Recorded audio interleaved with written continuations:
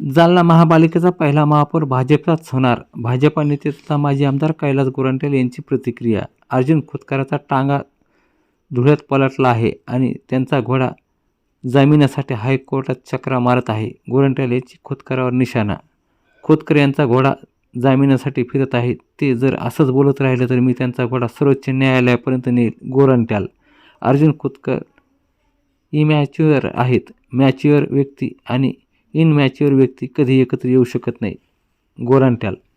माझ्याकडे आजही 7 फाईल आहेत. मी जर हायकोर्टात एक रीट दाखल केली तर खोतकर कुठे जाईल माहीत नाही. गोरंट्याल. तो मुँह में राम बगल में छुरी असा व्यक्ती आहे. त्याच्या तोंडात एक आणि पोटात एक असतं. गोरंट्याल यांची खोतकरावर टीका. जालना महापालिकेचा पहिला महापौर भाजपचा होणार असा विश्वास जालन्याचे भाजपा नेते तथा माजी आमदार कैलास गोरंट्याल यांनी व्यक्त केला आहे. अर्जुन खोतकरांचा टांगा धुळ्यात पलटला आहे आणि त्यांचा घोडा जामिनासाठी हायकोर्टात चक्रा मारत आहे असा जोरदार निशाणा गोरंट्याल यांनी खोतकरावर साधला आहे. खोतकर यांचा घोडा जामिनासाठी फिरत आहे. ते जर असेच बोलत राहिले तर मी त्यांचा घोडा सर्वोच्च न्यायालयापर्यंत नेईल असा इशाराही गोरंट्याल यांनी दिला आहे. अर्जुन खोतकर इनमॅच्युअर आहेत असं म्हणत मॅच्युअर व्यक्ती आणि इनमॅच्युअर व्यक्ती कधी एकत्र येऊ शकत नाही असंही गोरंट्याल म्हणालेत. तसंच माझ्याकडे आजही 7 फायला आहेत. मी जर हायकोर्टात एक रीट दाखल केली तर खोतकर कुठे जाईल माहीत नाही असं गोरंट्याल यांनी म्हटलंय. तो मुँह में राम बगल में छुरी असा व्यक्ती आहे. त्याच्या तोंडात एक आणि पोटात एक असं असतं म्हणत गोरंट्याल यांनी खोतकरावर जोरदार टीका केली आहे. काय म्हणाले खोतकर ते ऐकूया. सर काय सांगा की महानगरपालिकाची निवडणूक अवघ्या महिन्याभर आलेली आहे.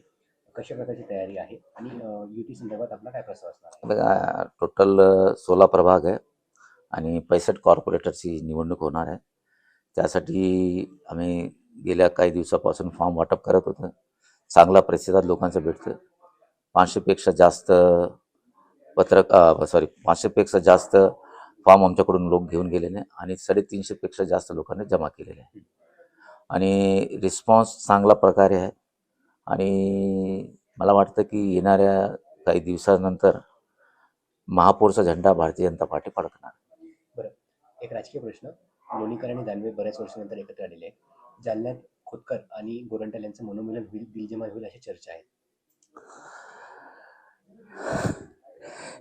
मी सांगतो की 2 मॅच्युअर्ड लोक एकत्रित येऊ शकतात, पण एक अनमॅच्युअर्ड व्यक्ती आणि एक मॅच्युअर्ड कधी एकत्र येऊ शकत नाही. म्हणजे खोतकर अनमॅच्युअर्ड आहे.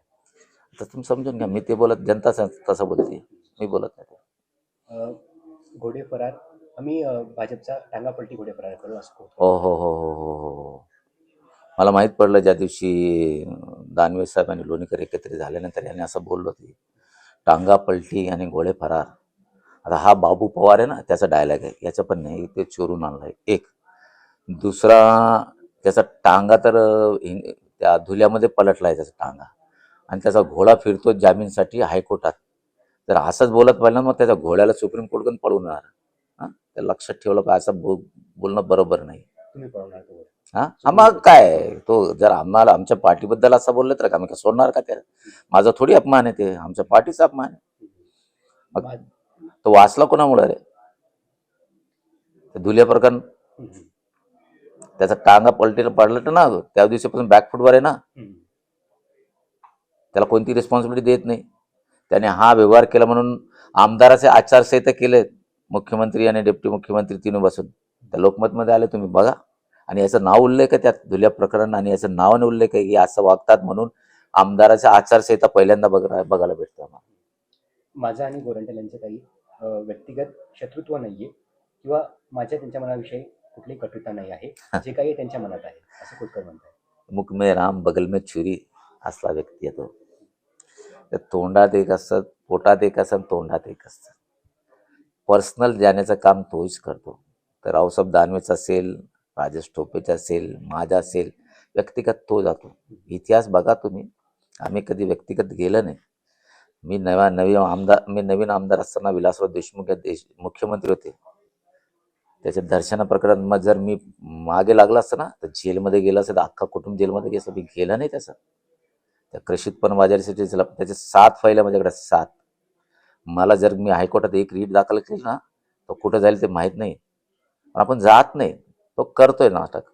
आणि तो काय करतो, नगरपालिकाचे इन्क्वायरी काय झालं, नगरपालिकेमध्ये काय नसताना उगाच दोनदा इन्क्वायरीला काय झालं? मग व्यक्तिगत कोण चालला, दुश्मनी कोण करतो, तो करतो की आम्ही करतो? एक शेवटचा प्रश्न. आम्ही शेवटपर्यंत भाजपसोबत युतीसाठी तयार असणार आहात. मात्र भाजपने त्यांचा प्रस्ताव द्यावा आणि चर्चा करावी. बघा, आम्ही कधी म्हटलो का सेनासोबत युती करायचे? तेच म्हणतात ना, तुम्हाला जर युती करायचं तुम्ही प्रस्ताव द्या ना, नाही कोण म्हटला? तुमचा आंबेकर मला येऊन भेटतात, तुमचे सिनियर नेता, मी नाव सांगत नाही, त्यांचे मला फोन येतात, त्यांचे सिनियर नेते माझे मित्र आहेत, क्लोज फ्रेंड्स आहे माझे, ते म्हणतात कैलाश युती करा. आणि मला त्यांच्याकडून प्रस्ताव तर येऊ द्या ना. त्याने प्रस्ताव पाठवला की बा असा प्रस्ताव आहे, 65 प्रभागमध्ये आमचे एवढे नगरसेवक राहील, तुमचे एवढे नगरसेवक राहील, आणि त्याच्यानंतर कसं इलेक्शन रणनीती ते करायचं ना. फक्त टीव्ही समोर बोलणे आणि पब्लिकमध्ये बोलणे बरोबर नसतं ना. तुम्हाला जर प्रस्ताव तुम्हाला करायचे तर प्रस्ताव द्या. बरं, महापालिका निवडणूक जाहीर झालेली आहे. तुमच्या अनोख्या अंदाजामध्ये विरोधकांना काय तुम्ही आवाहन कराल शिरोशाहीच्या नावावर? विरोधक जर झाले तर युती झाली तर वेगळी शेर राहिला, पण विरोधक झाले तर असं बोलणं, सवेरे का सूरज शाम तक ढल जाएगा, सवेरे का सूरज शाम तक ढल जाएगा, कि बुझे हुआ चिराग फिर से जल जाएगा, वक्त की दरिया में जरा तूफानों को तो आने दो, कौन कितने पानी में पता चल जाएगा. हेडलाईन